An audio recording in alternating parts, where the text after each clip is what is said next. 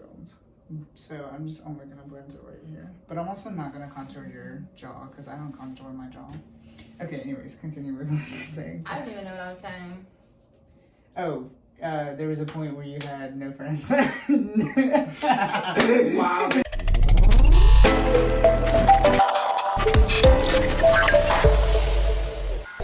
So welcome, Paris. So today we're putting Paris into drag, because Paris is a drag. So we're gonna be putting Paris in drag.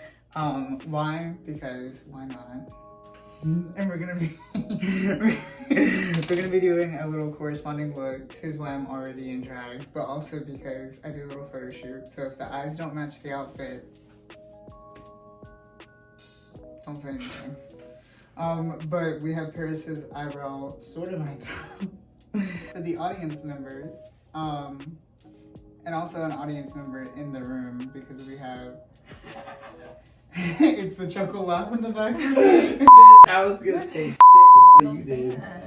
Yeah, we have a fan. Wait, going back to stop. And it's funny because I have a little thing on my YouTube channel where you get 2 videos on my channel and then that's it. You're cut off because we need everyone to have the space.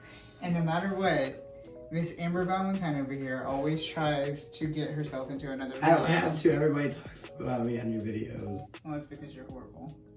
That's not what they say. But going back to the actual guest of honor, Paris. So Paris is the girlfriend of my cousin, Dakota. Insert a picture of Dakota. I'm sure I have a picture of Dakota. So Dakota is a cousin of mine who moved up here to Birmingham with me whenever I first came up here. And then later on down the road, y'all met. So you're welcome for that. Thank you. I'm going to get shit for everything. As you should. Talking about a furry turkey. I love a good turkey. Turkeys? I love Turkeys? I love a good furry turkey. If the turkey is not furry, I'm you're interested. not doing it right. If the turkey's not furry, I'm not interested. You look insane. Okay, so anyways, yes, you're the girlfriend of my cousin. And not to out your tea, but you are a trans woman living in Birmingham, Alabama. Mm-hmm. How's that? It's probably one of my least favorite things about being a person ever existing on the planet. In the state of Alabama. Yeah, definitely that. Alabama is it's just such a choice. It's such a Choice. a culture to grow up in as the kind of character that I See, where were you originally raised? all over Alabama. Mm-hmm. Well, if I was with my father in like central in like central-ish Alabama, and then with my mom as Dominican bipolar, she was signing a lease to a new apartment or trailer for that matter every other month, because she would just get excited and then it would just be her new little thing. So and then that was just all over. So anywhere from like Blount County to like central Birmingham. So you were a trailer park baby? Trauma. Okay, so if I was with my mom, yes. If I was with my father, no. Which, they were divorced, so I was like going back and forth between the two, if you will. I was also a trailer park baby. Well, at one point, like when I was in high school, my mom and dad bought a trailer. And It was trailer to trailer to trailer to trailer. So you were a true and legend trailer park baby. Single wide to single wide. I was stunned when we got a double wide. I was stunned. You weren't a double wide girly? We did it once. Look shit up. And then I think we actually got like kicked out or whatever. But there were also like kicked out. But there were also like dead people that we found in the front yard, and what the fuck? Dead people in the front yard. They also took the police came and took the dogs away from my mom. Ooh, I'm taking the dogs, dumbass. Well, that's because they like. Not a random. What is her name? Not Trisha. They did. Jennifer Coolidge, bitch. Anyways. Taking the dogs, dumbass. Yeah. The police had to come take away the dogs. Yes, because the one of Mama's dogs got in a fight with the other trailer park baby's dogs. So wait, that's a police situation, not like an animal control situation? Yes, because no sense. the police had to come up there with animal control in case people are violent, because usually when you take 5 animals from a person, probably a redneck out in the middle of nowhere, they probably have guns and they will probably be angry. Probably. So I would take the police with me as well if that were needed in the. I mean, that's fair. I just figured it would be like animal control. I mean, I think it was both, but I was not there for it because I just got the pretty little call from school saying, "Hi, hello, the dogs are being taken down." Definitely. I mean, I guess that was kind of better than when she called and was like, "Hey, the other dogs are dead. Thanks." Oh, thanks, Mom. And It was like childhood photo day trauma. at school. When in because you've always lived in Alabama, correct? Unfortunately. Yeah. Yeah, definitely. When in Alabama did you realize you were trans? Well, the first time that I ever told. Unless you just want to make up a way. The first time that I ever told anybody I was a girl, I was 8. Mm-hmm. And then I was immediately put into psychotherapy and religious therapy from my parents. Mm-hmm. Delicious. And then it was just kind of a thing that I was like, they basically just told me that I was crazy when I was a kid, because that's just what we tell them in the South, because you're probably demonic or something. Yeah. Once again. Well, they also thought that I was. Well, not Birmingham, but Alabama. They also thought that I was just up in the head because my mom is a struggler of the mental illness, if you will. Mm-hmm. We love. Sounding gorgeous. This is about to feel so disgusting, and I'm so sorry. I haven't had. Oh my god. I have not had actual liquid foundation on my face in so long that this is crazy. Through your journey is coming out as trans, would you say that's built your character living in Alabama, coming out as trans in Alabama? Or would you say it's definitely hurt your character? Do you think you could have like thrived more if you came out in a different state? I mean, I feel like that's an easy question because obvious reasons. I think a little bit of both. Mm-hmm. Just because in the sense of, I think I would have thrived somewhere else just because of being able to probably not gone through as much discord that I did with my family. Is that the right word? I don't know if that's discord, the right word. Yeah. Definitely not that. I learned a lot from growing up as a trans woman in Alabama, just because of all of the shit that I went through. Anyways, all of the things, I mean, it's okay. It's all of the things that I've gone through, I think that they have created a better person out of me. Because I do have a lot of I guess like trauma and stuff from being younger. Yeah. I mean, I was about to say, because I definitely could probably guess that trauma was one of those things that came with, being a trans woman in Alabama, especially, we come out as a trans woman in Alabama. With that, we don't have to get into it, but it was definitely a stressful event when it comes to the family.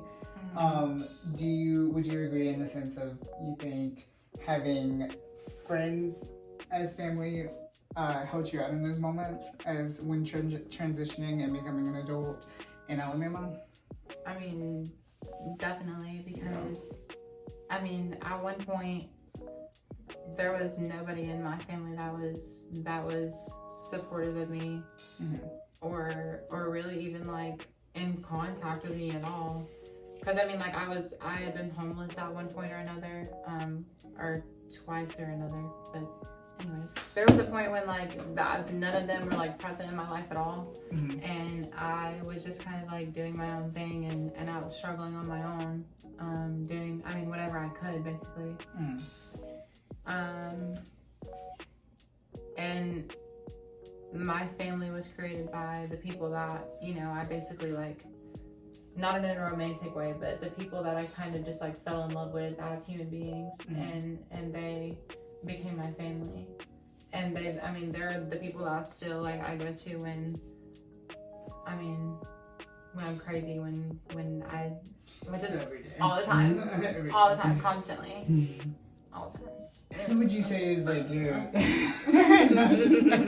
Who would you say is like the closest besides Dakota? Because that, you know, that's whatever you look up to, that doesn't count. Who would you say is one of like your closest, like you would call like your family member? Definitely Janae.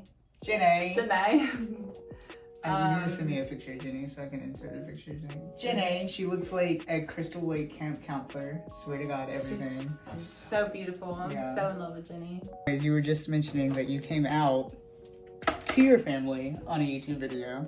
You want to explain that? So, explain! Back when I was like first getting into, I guess, realizing that I was a queer person and just being okay with it, I wanted to do like makeup on YouTube. Like I was like, just experimenting with different things as a kid, and so that was something that I started doing. And then I would just, other times there were just like stuff that I would talk about.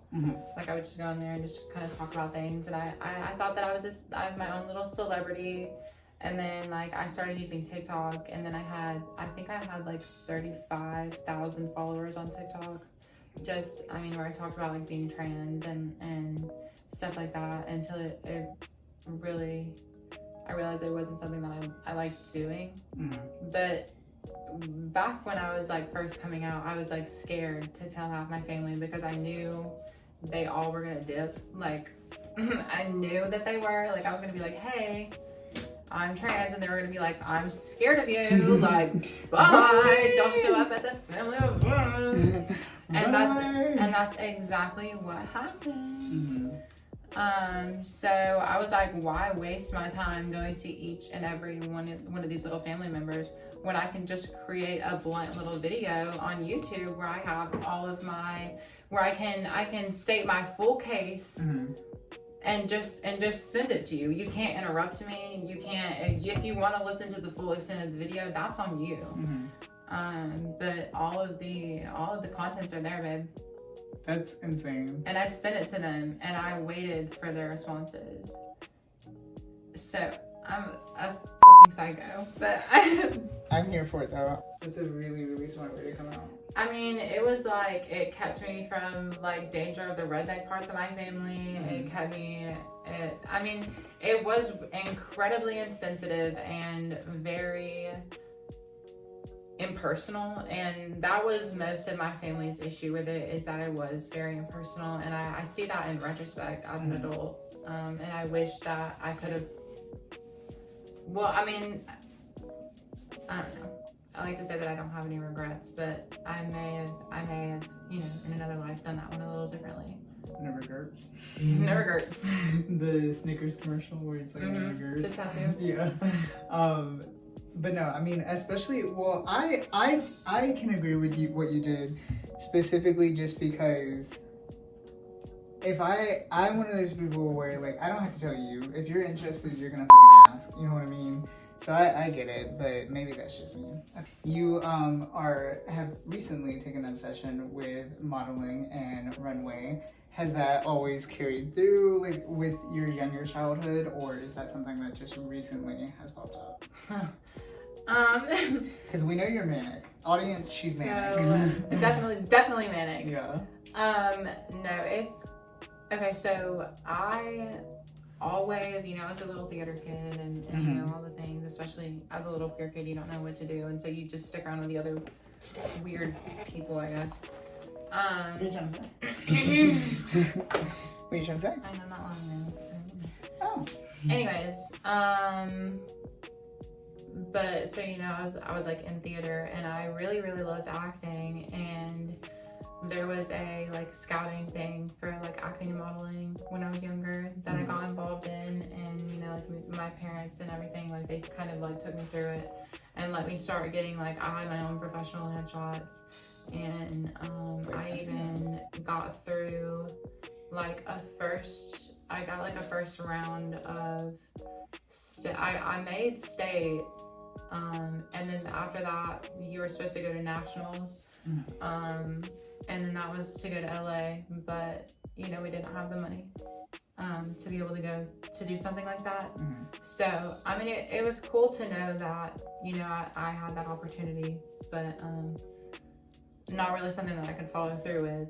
But I mean, as soon as I got into like middle school, and then, you know, I started doing like a little bit of different like makeup stuff, and then in high school, I guess like my freshman and sophomore year of high school was really when I got like big into like modeling and photo shoots and stuff like that, because I did it constantly. It was like one of my favorite things to do, and like editing pictures, and like I was in the photography club, Not the photography club. or whatever it's called. Sorry. So I'm gonna go off camera to do the eyeshadow, because that can be tricky, icky, and sticky. And then we'll be right back. So yeah. So we're back. The eyes are done. She's giving droopy, sleepy. It's giving a Tim Burton character. It is giving a Tim Burton character. Which I have the frame for it. So, so now we're about to go with blush, which is obviously my favorite part. And we were just talking about your contour. The blush is really just about to add to it. So speaking of blush and contour and getting into drag, do you remember your first like exposure to drag? Because I mean, recently, spoiler alert, I'm gonna take credit for it. I have gotten you and Dakota rigorously into Drag Race, where y'all have like been binge watching the ever living crap out of it.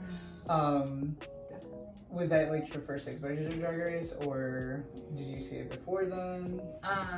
Okay, so back when I was a baby gay, Not a baby gay. and I didn't really I was so confused by everything that I basically like felt or was going through, because there's no education for any of that stuff in Alabama. So it's like I had to teach it all to myself, or like watch YouTube videos, or like learn from social media, or the other I mean, just people that are on various platforms. Like I watched a lot of, don't shake me, I watched a lot of like Nikita Dragon. I was about to say not James Charles. Or no, like Nikita Dragon and Lila Gibney. Also was obsessed with Tana Mojo, but that was just for a completely love Tana Mongoose.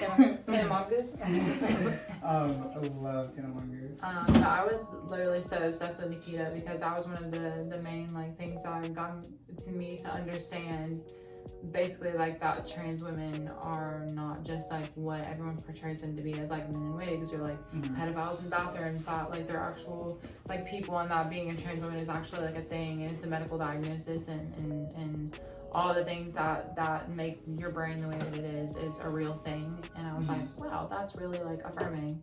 And I saw RuPaul in Skin Wars, which yes. he hosted. Oh my god. A lot of people don't realize that, but yes, RuPaul did host Skin Wars.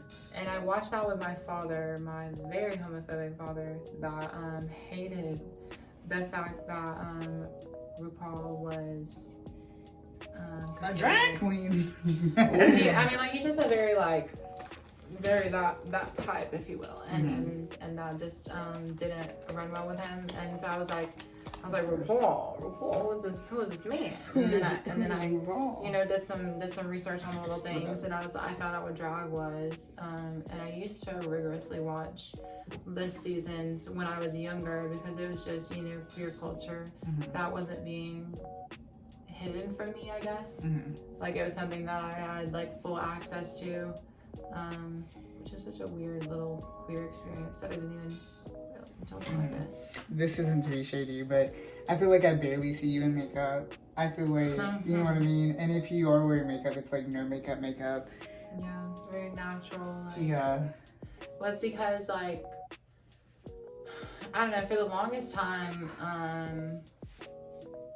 I mean, and I'm also OCD, so I just became like hyper obsessed with passing when I guess when I started estrogen and then like all the things, because I mean, like I was on testosterone blockers from the time that I was like 16, 17. So that, I mean, like there was no more like male puberty happening, and then by the time that I was 18, I was on estrogen and all the things, but I just wanted to blend in as much as I could. Hold up. Do you see that? I can't see it. So we did eyes and then, you know, added some blush and a lot of highlighter, like turn. Boop. And then did the lips. She's not gonna put on lashes because I am not gonna do that. That's too much work. Also, I can barely put on my own lashes, so no. And then we're gonna put on the outfit and you're gonna see the finished look. And then we're gonna eat pizza. But anyways. Alright, so welcome back. This is the finished look. We did a little Velma and Daphne action, a little lesbianis action. Crazy. We went for like Daphne is the good girl, but Velma is the bad girl. Because it's usually vice versa. Anyways. I mean, love a little verse actually. Swapping up the roles. Little swappy. Where can they follow you on all your socials? Instagram, Snapchat, or wherever, or whatever. Or none of them at all. But anyways, make sure to like, comment, and subscribe for a brand new video every Sunday, unless we're running behind. And make sure to stay tuned. We have a bunch of new things coming up, a bunch of exciting things. So stay tuned.